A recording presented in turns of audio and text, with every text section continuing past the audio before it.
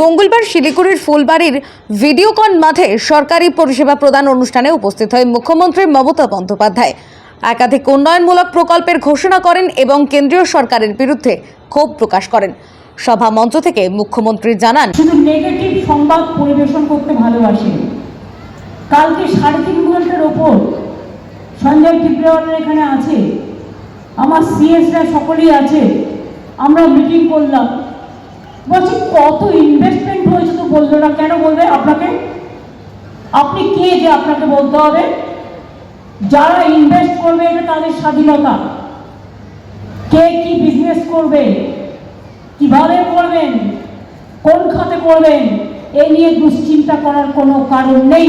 16 লক্ষ যারা লিস্টে আছেন তারা আগামী ডিসেম্বর মাসে প্রথম ফেজ পাবেন এবং মে মাসে সেকেন্ড ফেজ পাবেন। তাহলে কত হলো?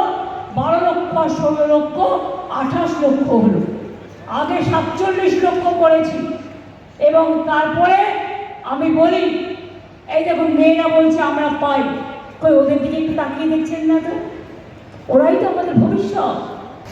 চা সুন্দরী প্রকল্পে মাদারিহাট ব্লকে মুজরাই চা বাগানে চা শ্রমিকদের জন্য 298টা বাড়ি করে দেওয়া হয়েছে।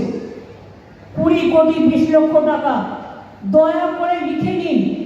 শিলিগুড়ি থেকে অনিন্দ বসাকের রিপোর্ট, টাইমলেস ডেপিকশন নিউজ।